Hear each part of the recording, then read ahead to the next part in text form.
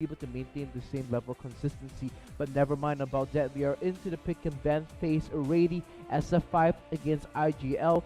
Lissandra, Java, and Rek'Sai being banned out by Insidious Gaming Legends, Nidalee, LeBlanc, and Aurelia, the bans from SF5. Lee Sin will be the first pick here, securing that as the jungler for themselves straight away, instantly locked in Cannon as well as Morgana. Now, I want to talk about this Morgana a little bit here from IGL. Insidious Gaming Legends, sometimes they look a little bit shaky, but they are a team that likes to rise to the occasion. It almost feels like they tend to be on par with your opponents whenever they play. Like when they were in Group B, they're playing against some of the weaker opposition, such as the Kuala Lumpur Hunters, Bizarro K-Tanks by. They showed us some really scrappy games, but previously, when they played against the Saigon Jokers, they put on such a splendid performance, and that was off the back of a very solid Ari Morgana performance.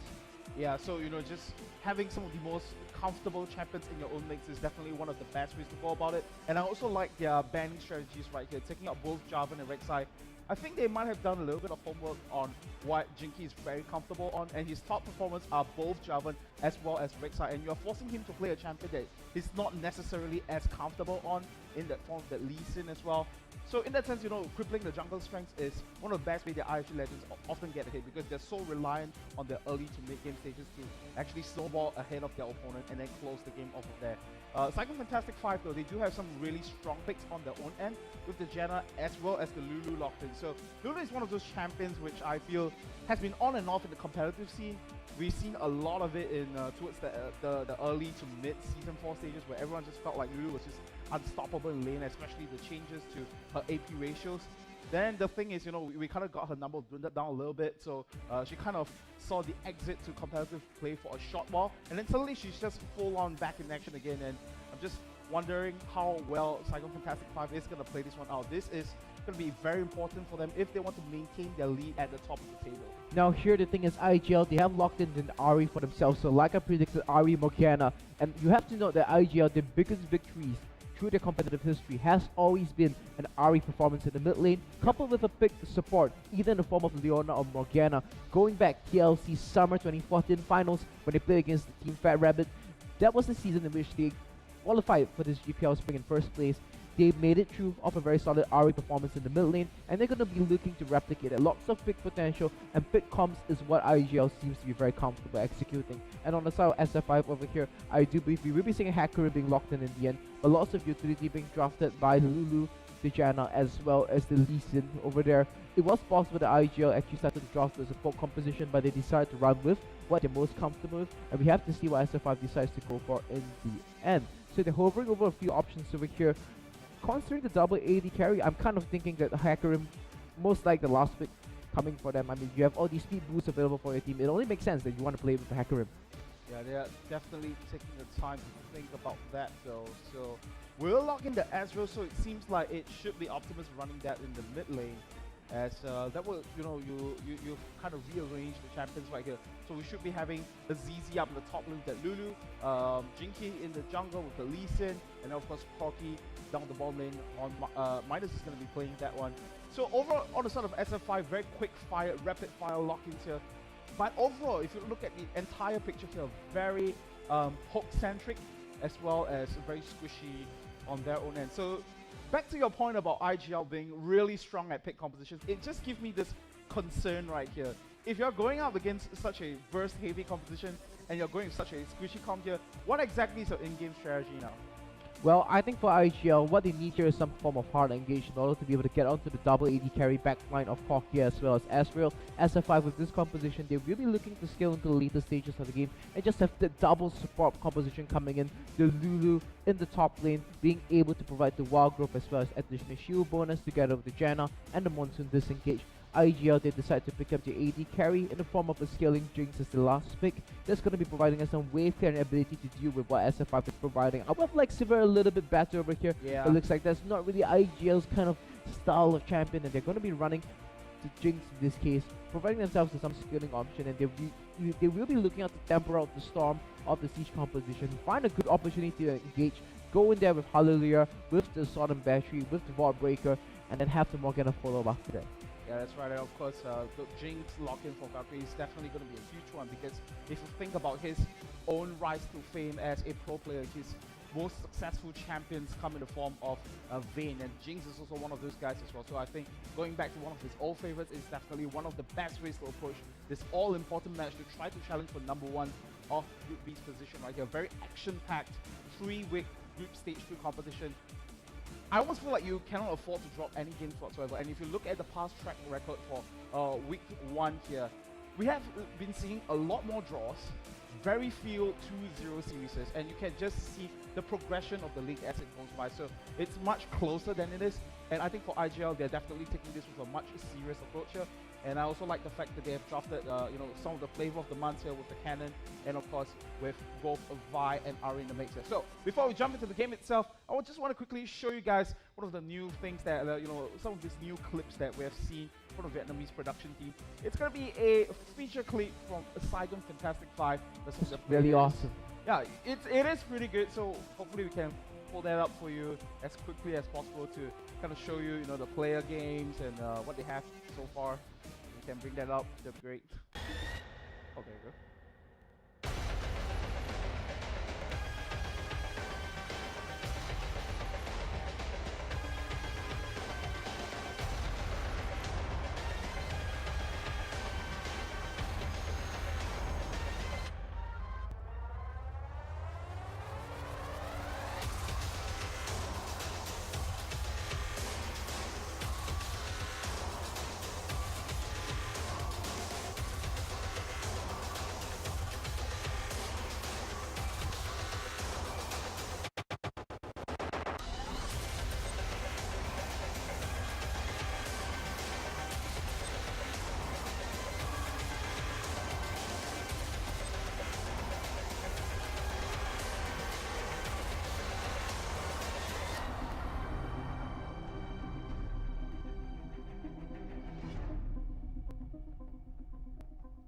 There you go, guys. A very cool feature of the Saigon Fantastic 5 squad over here. And they gave the key player position over to Optimus, of course. One of the guys that was quite important to Saigon Fantastic 5's rise to fame ever since the start of last year, and I think rightfully so. But then again, I think some of the casters here, and of course some of the critics have been giving him flack for perhaps underperforming in the first part of the group stages here. So I'm very curious as to see how he's going to step up in this group stage number 2 when it's so short and it's so important for you to secure every single victory as much as possible. I mean, it kind of looked like he was struggling through the GPL as well as international tournaments, but you look at his track record within the VCSA itself, his domestic tournament. In that circuit, the Saigon Fantastic 5, they're 24-1. Yep.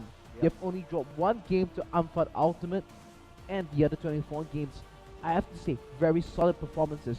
Victories over Saigon Jokers, victories over Aces Fate, as well as Hanoi Fulu. All these teams GPL standard caliber teams, but they're going in there and simply mopping the floor. Yeah, that's right. So in that sense, in their own domestic region, they do have that sort of momentum going for them. And hopefully they'll translate that over to the regional scene, of course. Because when you look at on that end, of course, and with 6 of the 8 teams coming in from Vietnam, you would have to sort of look at that point as a reference. But then again, some of the teams who might not be doing it as well in the VCSA, they're still doing relatively okay in the GPL. So Tech 269. Yeah, that's being one of the points. The top position right now in Group A is held on to one of the, not really say the worst tier in the VCSA, but slightly below middle tier, about slightly below mid tier, below average sort of a tier. But doesn't matter, in GPL the stage is different, and of course the environment that you're playing is vastly different as well. So I think all these factors have to be taken into place, and I think the same thing applies to IG Legends as well. If you look at it recently in the Legends Cyber Arena, the local tournament for the Singapore and Malaysian side, they have sort of found their way back to the top of the table in the small region that we are in.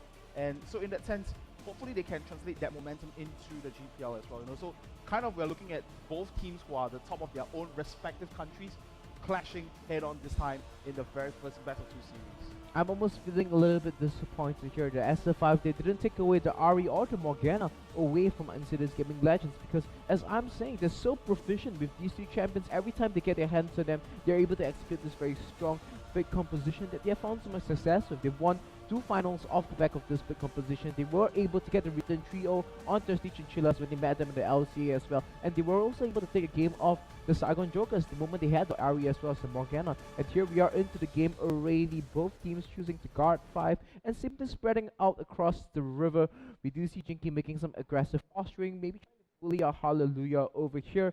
I'm going to talk a little bit about Lee Sin against Vi in the early stages of the game, because if you are Lee Sin against Vi, it is possible to go in and try to kill the Vi early on. It is possible to try to kill the Vi early on if you're able to catch her or doing her boss or stuff like that. So it is rather important that Hallelujah starts and tries to hide his starting location so as to avoid such a pick from happening out. But it looks like both junglers will be starting at the bottom side of the map. And we have to see how this is going to be panning out in the later stages of the game. So no lane swap coming in from either IGL or SF5.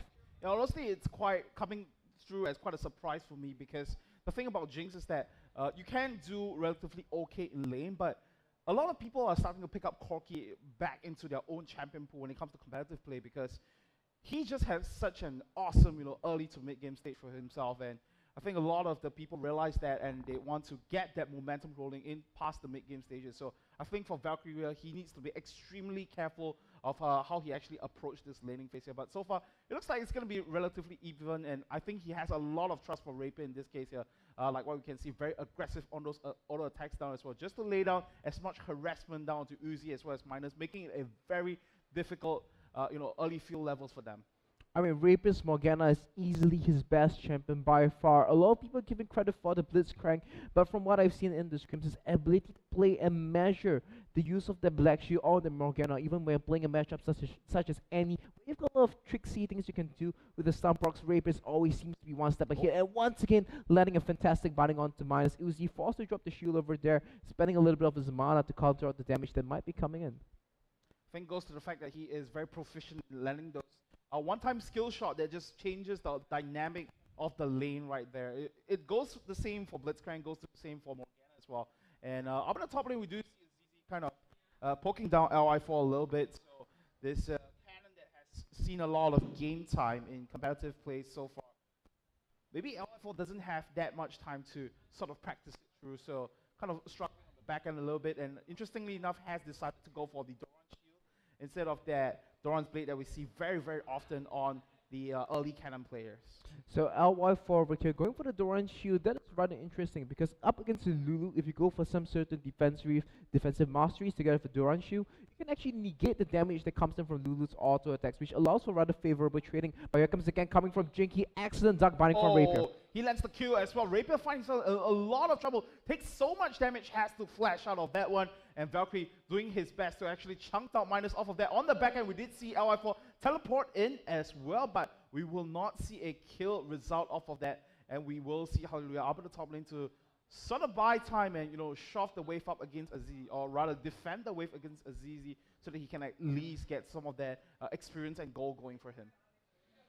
So interesting rotations coming from IGL. They do blow the early teleport summoner spell. This is going to create a distinct summoner spell between the two top laners over here. So Azizi is going to be having his teleport for the next 3 minutes, and that is going to be meaning that when the next buffs come up, it is possible SF5 might try to force a fight around IGL's blue buff area or around the Dragon Pit area, in which Azizi will have to teleport and LY4 will not have his. But there we go, on to Rapier. That's right, once again onto Rapier. Does not have his flash, but a very nice chomper coming through from Valkyrie is going to stop both Uzi as well as Jinky right at their footsteps there, and they will not be able to capitalize once again. Some time being wasted for Jinky right here, but luckily for Saigon Fantastic 5, Hallelujah hasn't been able to do that sort of aggression down the lanes. But Minus as well as Uzi being brought down relatively low in the laning phase itself, so they have to be extremely careful. If Valkyrie finds the chance to sneak past the Super Mega Death Rocket, that's just going to spell so much trouble for the Saigon Fantastic 5 bottom lane duo.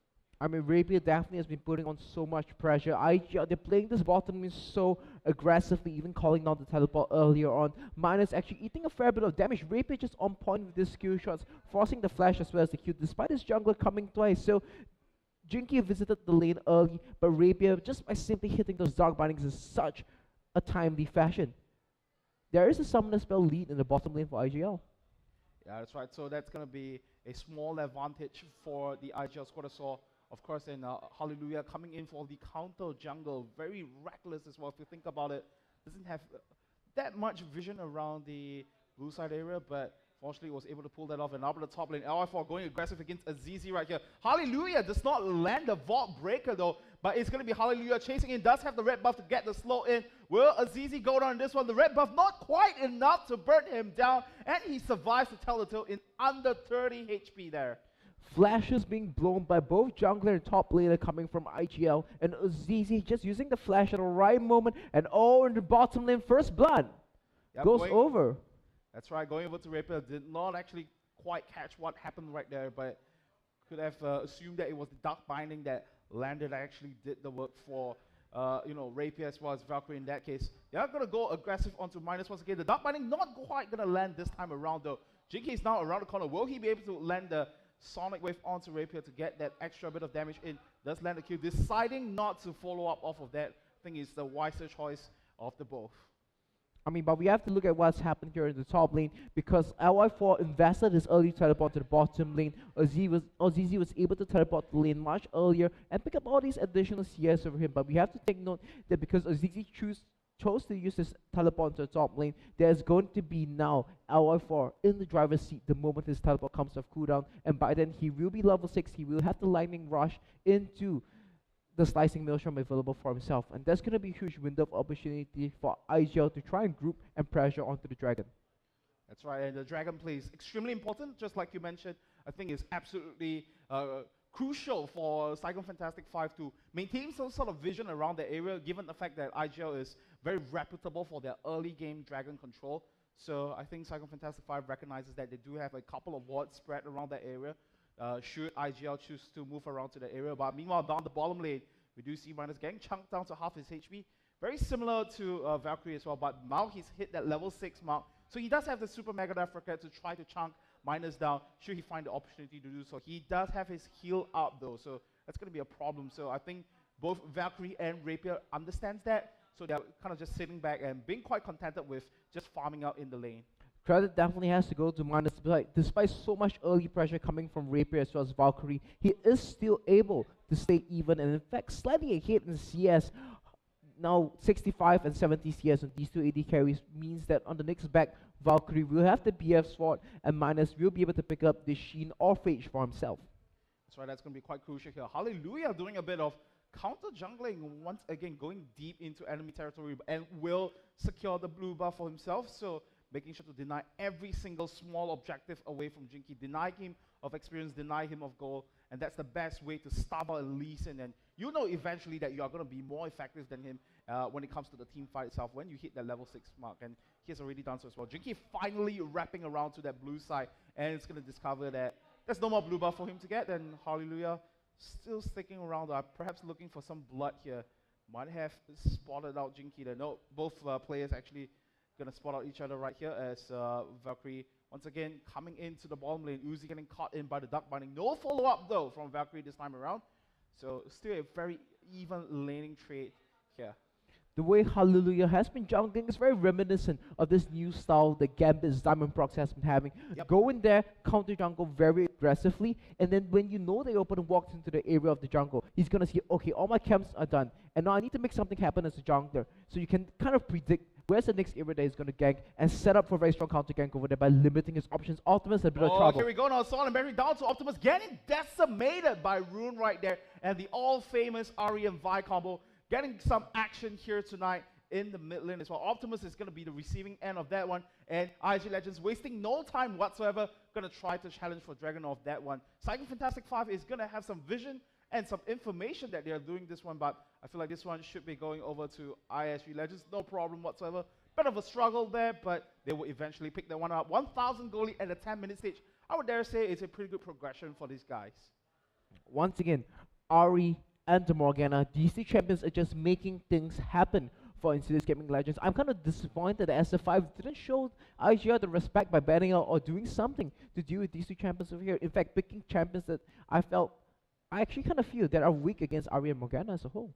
Yeah, we'll see if that's going to be the case when those mid-game team fights do eventually break out themselves. And the point of focus that I want to bring to us right now is actually up the top lane, LI4 and Azizi here. We do see Azizi kind of bullying LI4 a little bit, and we do see this 20 CS discrepancy that's being built up. So previously you did mention that LI4 blew a very early teleport down into the bottom lane, but unfortunately for Azizi, he wasn't able to, follow up on the advantage whatsoever in whatever means. So even though he's ahead in terms of CS and maybe the experience curve right now, he still needs to, make that count over here. LI4 does have that cooldown, the teleport cooldown back in place. So if he wants to make an impact into the side lanes or into the mid lane as well, he can easily just do that with the slicing Maelstrom and of course the TP down to the lane. I mean, on ZZ, you can be 20 CS hit, you can be 50 CS hit, but you're not Irelia. You're not some very strong top lane carry who's going to be scaling to the later stages of the game. You're playing a pseudo support in the form of a top lane Lulu over here. And I have to say, yes, yeah, 20 CS hit, that's cool, that's fine. Lulu does do a fair bit of damage, but that's not the person they want the gold on. SF5, they want the gold to be an Optimus, they want kills to be an Optimus and Minus, and those are the two major carries for the SF5 squad. Well, the good news for Minus in this case is that he's almost moving towards the Trinity Force, has already the Sheen and the Phage completed on his own end, but Valkyrie is coming back into lane with the BF Sword as well as the pickaxe, so a lot more raw damage picked up on his own side. Hallelujah getting spotted by that Trinket Ward right there. It's going to back off. But down the bottom lane though, we do have a little bit of engage breaking out. Minus going so low right here. Will LI4 eventually pick up the kill onto Minus? A lot of slows coming down. He does get the kill down onto Azizi there, but that is the triple kill going over to Chinky, and it looks like the game has opened wide open, Well, we talked about the possibility of the teleport coming from LY4. When the teleport timers were desynced, it felt like IGL, they miscalculated. It felt like, okay, LY4 can teleport in and we're going to have this 3v2 over there. But SF5, they were faster. They brought down the Lulu because the TP had already finished cooling down. They brought down the Lee Sin as well. It was a 4 against 3 in the bottom lane. SF5, they came out way ahead of that one. Hallelujah still busy counter jungling on his opponent's side of the map. Yeah, Hallelujah. Well, he did have that one successful gank in the mid lane, but hasn't been able to do quite as much as compared to Jinky now. And that, gank attempt finally catching out for Jinky, getting 3 kills down the bottom lane. Got to finish that Warrior's Enchantment together with that Sightstone means that he's going to have a much more comfortable time from now. He's finally caught up with the goal that Hallelujah has installed for himself. So in that sense, I think Jinky is going to be even more active than he has been from this point forward. So now Jinky 3-0 on the Lee Sin. At first it looked like he was going to be in a little bit of a trouble. In fact, facing a level deficit against Hallelujah at one point of time. But with that one major engage in the bottom lane, suddenly this game is just rather even again with SF5 jungler back in the game. That's right, and I feel like they have to be quite respectful for Minus. For now, he does have the Triforce completed on his own end, and we all know how frightening that can be with the 14-minute Triforce, but it was Hallelujah that comes down to the bottom lane that secures the turret for Valkyrie. I like this movement coming from the IGL squad. They know that the power spikes are going to be activated soon. Just move in, take out the outer turrets and start rotating around the map. They have the mid lane outer turret, they have the bot lane outer turret. Suddenly the red buff jungle of SF5 is going to be a very, very dangerous area to be in. IGL starting to move in and clear out all the vision in those areas. They're going to be looking to secure 5 dragons to win this game. Yeah, we'll see if that eventually is going to be the case. They did get the very first one for themselves with not much. In the mid lane. In the mid lane, we do have Rune and Jinky kind of going up against each other for a bit. Just get a bit of damage traded back and forth, but not much kills being resulted off of that one. And the thing I like about the progression of the game for IG Legends is that the kills are pretty much spread out within themselves. Top laner, mid laner, and even the AD carry each getting one for themselves. Whereas on the side of SF5, 3 to 4, 3 of those kills are concentrated on Jinky. So he really, really needs to make the investment pay off for the SF5 squad here. In fact, we see Lee Sin going for the Warrior's Enchantment on his jungle upgrade, and he's going to be going for the Sightstone as well to enable some of this very tricky watch jump tricks that he might be pulling off over here. But IGL on their hand, Vi, very simple champion, in fact going for double Ruby Crystal. I do believe that might be upgraded to an Aegis over there, or we might be signing something out of it as well. Just point and click, get the Vault Breaker also on Bastion onto your opponent. So that's just going to be setting up for the Charm Full Up from the Ari or the Dark Binding from the Morgana. Instantly lock down one person and burst them up. Yeah, that's right, and starting to see some big items being built up on the side of IGL. The Zhonya's Hourglass already completed, and our cameraman showing us Optimus building up their Manamune rather quickly at about half of its stacks right now, so we can expect it to be fully built up in about the next 10 minutes or so, and that's where his own power spike is going to come in. But IGL does have some items advantage here with the needlessly large rod.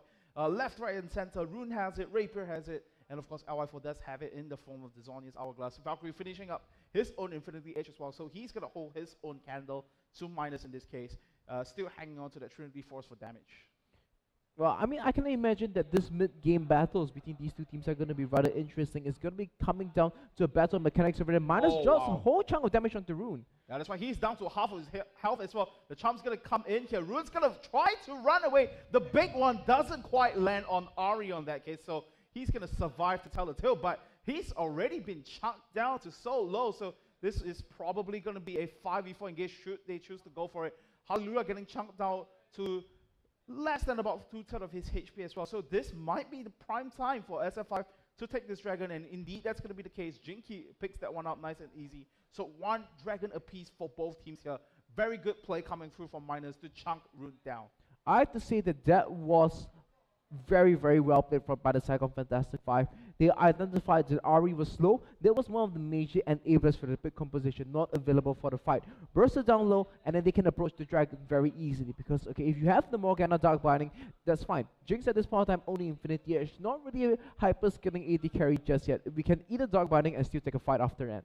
Yeah, I think one thing that we sort of failed to point out during the Champion Select time was, for Jinx to actually be part of this composition is that, yes, she does pack a punch, she does pack a whole lot of damage, but overall on the side of SF5, everyone is so mobile, and Jinx does not have any innate escape mechanisms on her own end. So if Valkyrie is not careful with his own position, especially with Rapier going for that possible Zhonya's Hourglass first, he's going to be in a lot of trouble. So it doesn't really matter how much damage you build on own end.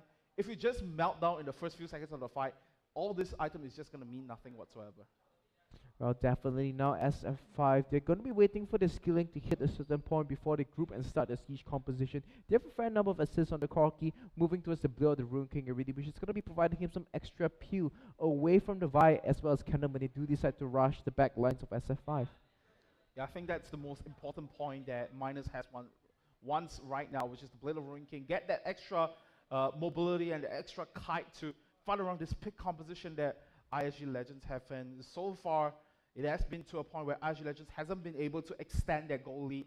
They were at one point up by about 2,000 gold, but that has shrunk down to less than about 600 right now. So Saigon Fantastic 5, I have to say, playing from behind does have a pretty good game plan, and taking that dragon away from IGL, the second crucial dragon right there, might have been a pretty good momentum stopper right there. Let's see if they will be able to carry on with that streak and build a momentum for themselves.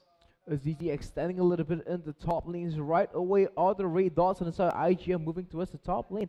ZZ still staying around though, as they are able to spot out to Morgana and Jinx heading back into the mid lane.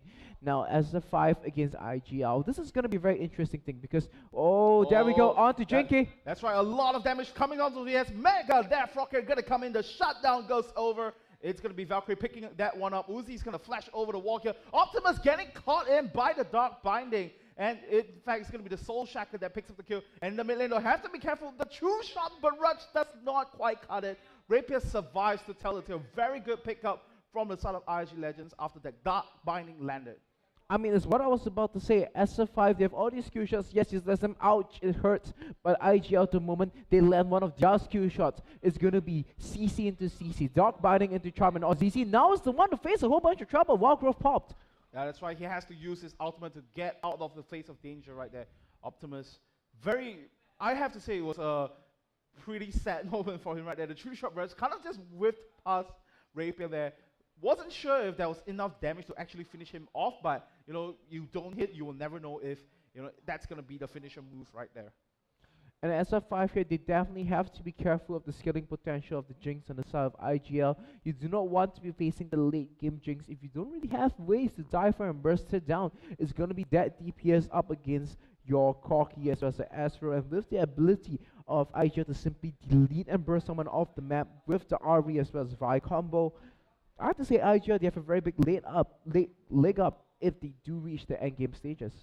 Yeah, that's right. And I think you're rightfully pointing out what the damage threat on Jinx is, and considering the fact that Saigon Fantastic 5 don't have a true tank on their side as well. So they can only rely pretty much on the Eye of the Storm from Janna, or even the Wild Growth from Lulu, and even Help Picks, but that's about it. They don't have that much HP to burn through, and they have to be very careful from their gameplay from now on. And I have to give props to IG Legends. They understand that they need to be the ones actively finding the picks, so they have been very proactive in dropping deep wards. And that's something I feel that Saigon Fantastic 5 needs to match up to, because their vision has constantly just been denied away from IG Legends, and there's no way this siege composition is going to work if you don't know where IG Legend is.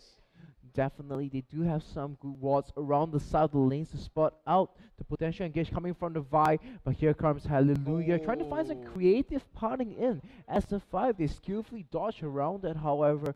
Now, one thing I have to point out here is that Uzi is going to be moving towards an Aegis, which I feel is a rather questionable thing. Against IGL, you want to be getting the kills as fast as possible, so that if anybody is the Dark Miner, you still can rescue them with the kills. But if you go for the Aegis, that bonus 20 MR isn't going to do them any good. You get hit by the Dark Biting, Charm's going to follow, the Vi's going to follow up, and the person's dead.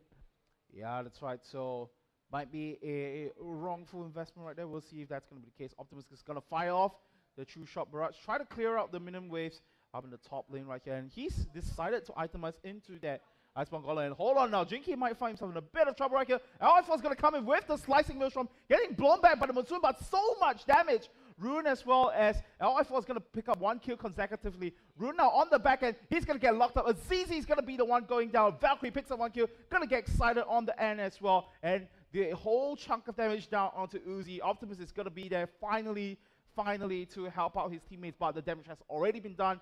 3 teammates have gone down off of that, but we'll see if Rune eventually goes down over here. True Shot Barrage getting blocked out right here by the Dishonest Hourglass at the very crucial timing right there. So he's going to stay alive for now, and the rest of IG Legends going to move towards the Dragon and take the second one out for themselves. 6 kills advantage, 4,000 gold lead. IGL, they are just so proficient with this big composition. They move in aggressively into the opponent's side of the jungle, and SF5, they don't respect it. They move in, they eat the Dark Binding, and instantly Jin get a whole bunch of trouble, and the worst thing is he drags the rest of the noise over to Minus as well. The jungler drops, the AD carry drops, and without these 2 champions, without your 3-0 Lee Sin, without your main damage source on the Corki, there's no way SF5 can take fights. Azizi stayed around, he got caught up, and he didn't even get the chance to use the Wild Growth to save himself. That's right, and you can also think in the perspective Minus gets charmed up. Yeah, and well, where's Minus? Oh, that's where he was. He actually deals a fair bit of damage to Rune in that case, and you can see the desperation kind of kicking in from Saigon Fantastic 5 to group up in the mid lane. And the thing about Saigon Fantastic 5 at this point right now, where was Optimus in the last team fight? He was just so far away from the rest of the team, and you know, his True Shot Barrage can do a hell lot of a difference right there in that team fight itself, but hasn't been able to make quite the impact that we expect the mid lane Ezreal to play. Well, you know, to be honest, I don't really blame Optimus, because up against the composition on IGL, it is so difficult to stay around, given that Rune has got such a large area of influence with Spirit Rush and the Charm, Hallelujah. With the amount of backup that he has, he doesn't even need to save Vault Breaker after the Assault and Battery. Just use the Vault Breaker, close the distance, pop the Flash if even need be, and use the Assault and Battery to set up for Rune as well as Rapier. That's right, in this sort of situation, when you get behind, it is actually quite difficult to pull yourself ahead here. Saigon Fantastic 5, previously I was saying that they had a pretty good recovery plan the moment they found themselves pulling behind against IG Legends, but it seemed like they have dropped the ball once again. 3,000 goal lead now for IG Legends. They really need to be on the ball here with the objective game, but instead it has been IG Legends who is in command, in the driver's seat right here. So it looks like it's going to be Saigon Fantastic 5 with a 4-man stack into the mid lane. The turret is going to go down quite soon here. Hallelujah is going to pop that Vault Breaker and going to zone out Minus as well. Assault Battery going to come on through. Slicing Maelstrom. Here comes the kick onto LF4 to push him back. And the Super Mega Death is going to come through as well. That's going to be Hallelujah that picks up the kill in the end. And Rune off to the side did pick up the kill onto Minus as well. Optimus is going to come in and secures the kill onto Hallelujah and Rapier as well. It looks like IGL kind of got too happy right there, staying around for a bit too long. And this might be the chance for Saigon Fantastic Five to finally capitalize. I think that was a very good example of poor discipline from both teams over there. SF5, they got too greedy, they tried to push into us start, they tried to bait with Takarki, not very successful. Azizi just not in position, they didn't really communicate what was the backup plan if I comes in from whichever direction. And because of that, Takarki as well as the Lee Sin just went down without any meaningful response. He still has his wild growth available to him. But I have to say, props goes to Optimus. He identified the IGL, they overstayed the wild welcome, they were greedy for one picks over there, and landed a fantastic true shot barrage to pick up a double kill for himself. And now with the Maramuni completed alongside Iceborne Gauntlets, the Astral is going to start to hurt a lot more. Yeah, that's right. And it just goes back to my point of that previous team fight. If he had been there, how different the current stage of the game would be for Saigon Fantastic Five. But it looks like they have kind of sort of regrouped again, and it just feels like Optimus is now the key to this puzzle that Saigon Fantastic Five is piecing together right now. 2-1-0, like you mentioned, Muramana already completed on his end. Iceborne Gauntlet gonna do a lot of work to, in fact, slow down the progression here for ISG Legends, to slow them down, keep them clumped up together, and hopefully kite away for the rest of Saigon Fantastic Five. They do secure the blue buff for themselves this time. IGL not having the wall coverage and the aggressive posturing over this blue buff that they have found so much success with previously. And on SF5, they're looking to stabilize the games. They are currently behind about 2,300 gold, but I have to say, they're still not on the clear just yet. IGL, they still have a very big lead for themselves, and with the ticking time bomb on the Jinx, SF5, they definitely have to feel pressure to make something happen in this stage of the game.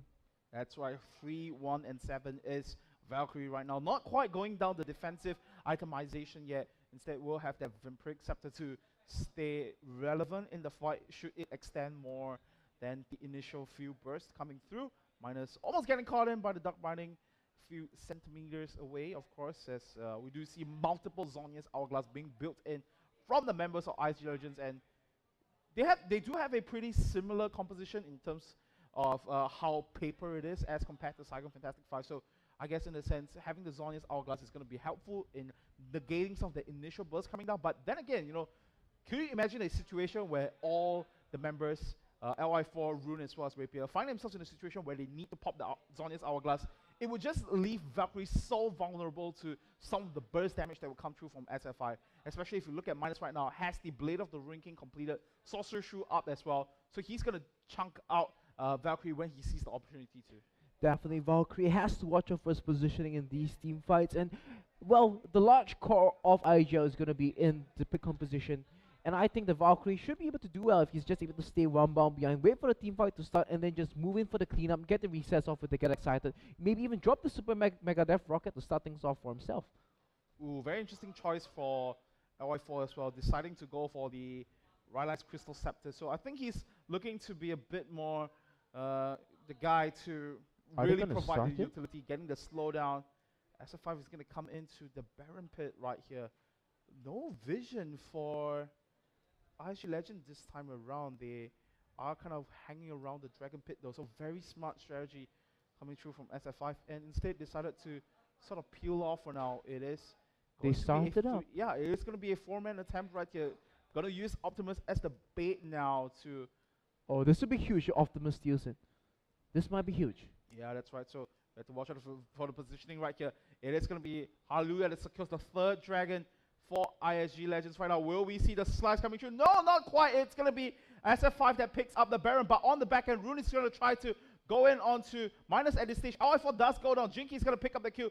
2 kills now in succession for SF5, but it's going to be Hallelujah coming in on the back end to clean up the fight here. It is going to be Valkyrie picking up 2 kills off of that. 3 members going down at the back of that dragon. Only 2 left standing with the Baron buff. I'm not too sure if that's going to be the best trade coming through from SF5. Baron for Dragon in this scenario. SF5, they do pick up the very major objective for themselves, but they lose the subsequent team fight 3 for 2, and now 5, 1, and 7 on the Jinx. We are talking about the skill potential of the Jinx. 30 minutes into the game, Valkyrie is there. Yeah, that's right, and they got the 3rd Dragon buff as well, which is going to be so crucial when dealing with this mobile composition. We do see Jinky charging back towards Hallelujah here. Got a Vault Breaker over that terrain as well, so there's no way that SF5 is going to chase up to that. We do see the TP coming in though onto ZZ. Are they deciding going to chase on this one? Here comes the speedy Lulu to the rescue though. Is he going to pick up the kill onto Rapier? One auto attack on to do it. Yes, he does. The Wild Growth, not too sure what that was for. And instead, going to get chunked down right now. The True Shot Barrage is going to come through as well. Valkyrie takes a whole lot of damage to the face there. And he is going to be backing off that top lane for now. Suddenly, pedal to the metal. Home Guard's teleport comes in from Azizi. He scores a kill for SF5, and this is going to be buying them some time to establish some map presence, and they're going to be electing to siege at the top lane over here. That's right, SF5. They do have the minion wave in their own advantage, as ZZ as well as mine is going to stick around for now, and Hallelujah is going to return to the top lane. But there is multiple members around the area though. Optimus is going to be there with the Bloodthirster, so he's going to definitely pack quite the punch. True Shot Barrage being fired down to the bottom lane to clear the wave, and in the top lane we do see the Assault Berry come through. Minus gets chunked down to 10%, going to get taken down. Hallelujah picks up the kill. ZZ now in a lot of trouble. The crit is going to come in to pick up the kill, and Uzi is going to be the next target in the eyes of IG Legends. Spirit Rush does come through. Where is the next target? Rune going to try to chase up to the rest of the squad here. Jinky gonna kick him away, and I feel like that's probably gonna end of the chase. Gonna be the end of the chase right there, with Optimus slowing the pace down with the Iceborne Gala, of course. Oh, Rune splits up from the rest of the team, and Optimus just dealing all the slowdown onto him. I feel the SF5 they have a very cute idea of how to deal with the cannon over there, but it just feels that they don't really have an answer to divide and Ari rushing your face. Yes, they've got all these slows, they've got all these disengaged tools, but the Sword and Battery, that's not something you can monsoon away. Just press R, get in there, Ari follow up, and there's just nothing you can do about it. And Mikhail's Crucible still not completed on Uzi just yet. Yeah, I feel like that is the one missing piece that Saigon Fantastic 5 really needs right now. They lock it off the Iron Slurry, not doing all too much to negate away the the engage potential coming through from IG Legends. But I have to say, for a team that's playing from behind 8 kills down, and 2 dragons down as well, Saigon Fantastic 5 has been doing a fantastic job in staying relevant. Only 2,000 goals separate these two teams, and they are ahead in terms of the turret game as well. 1 turret ahead, in fact. Well, so SF5 somehow with the siege composition, they finally are able to pick up some additional turrets for themselves. And now with the Wall Growth available for Azizi, he has the Death Cap available for himself. The bait that they have been consistently doing with Minus is going to be a little bit more potent if Azizi is there to Wall Growth him. And now SF5, they're splitting up a little bit, pushing out the side lane waves. And we have to see what is the next major objective that they will be looking to contest. Dragon will be respawning another 3 minutes, and we have to see if that is going to be the next area of contention, or is IGL going to be forming the net of vision around the Baron itself.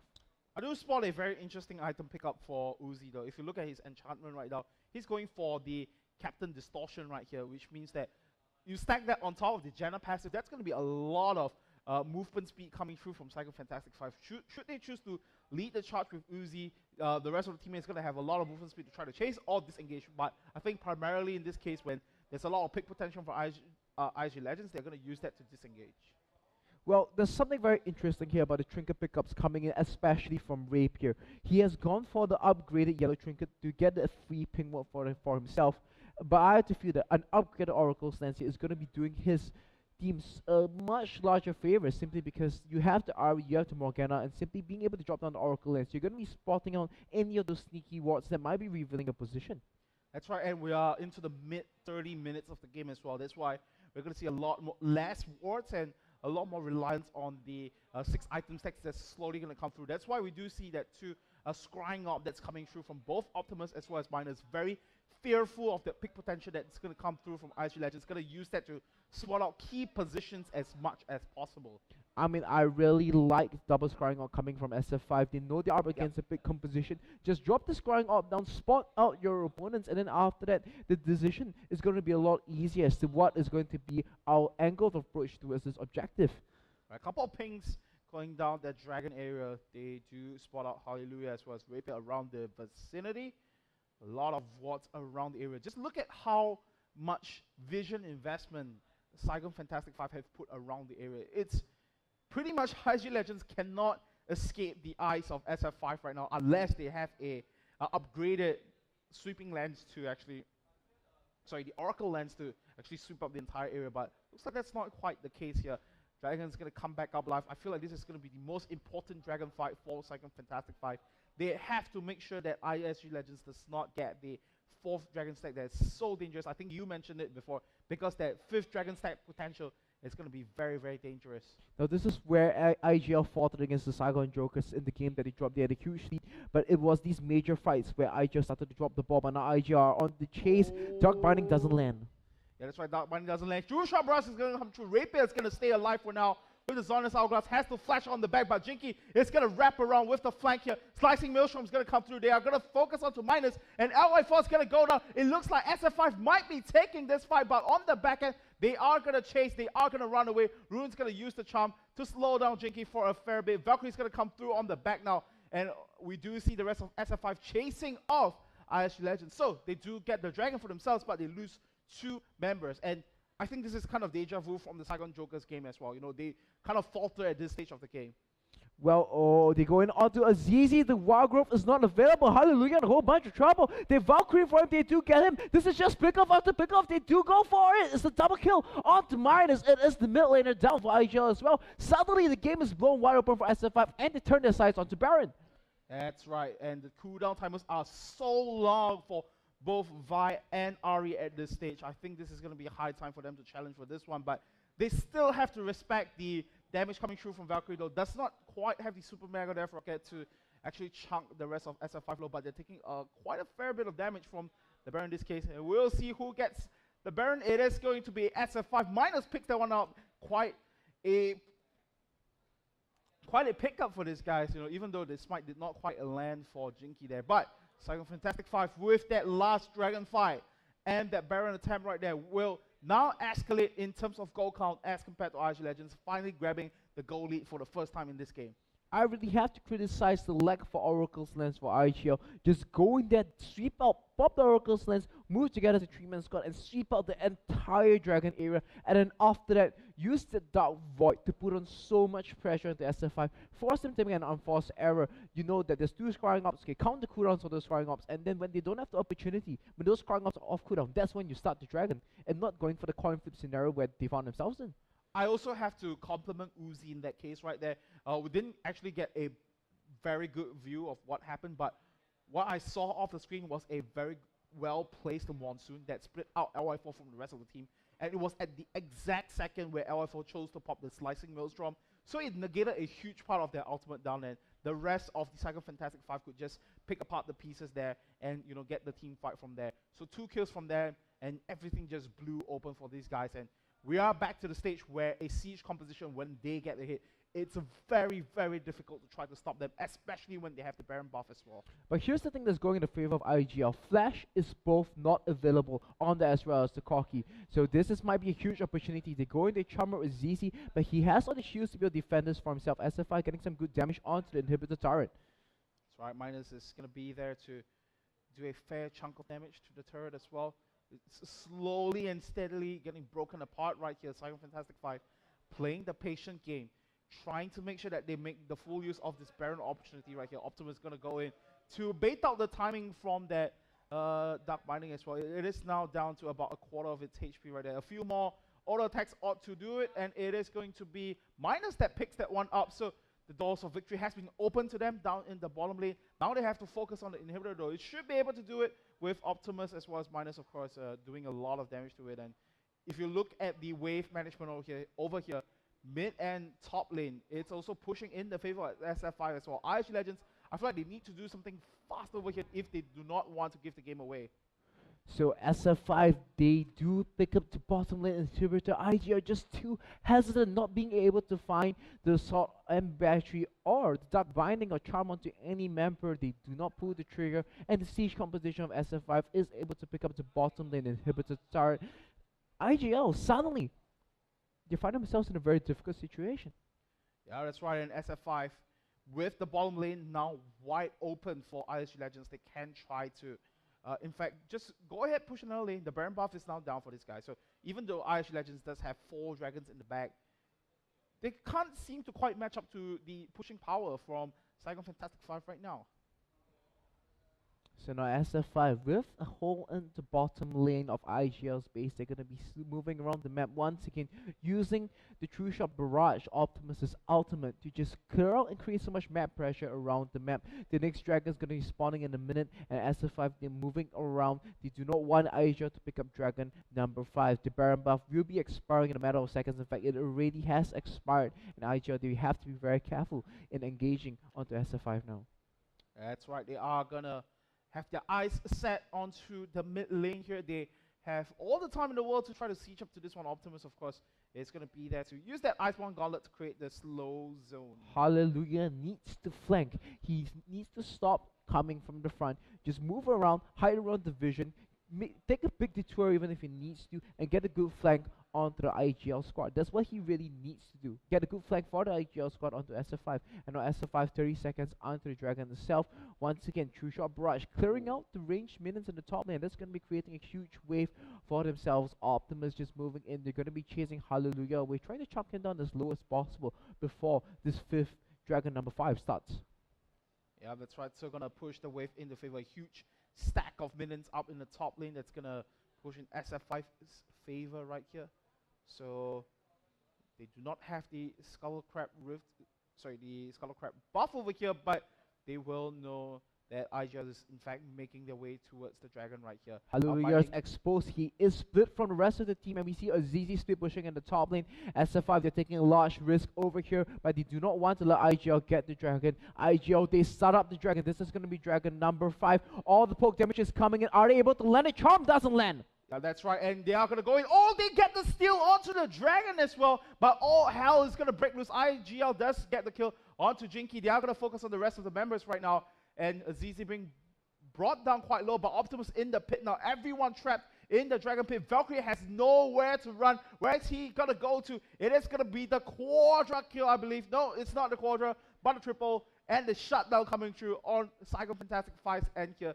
It's only going to be LY4 staying alive off of that fight here, and with the super minions pushing in the favor of SF5, I think this is going to be it. SF5 is definitely going to go all the way. Both the 80 carries are alive in this one, and it looks like IG Legends missed that big opportunity right there.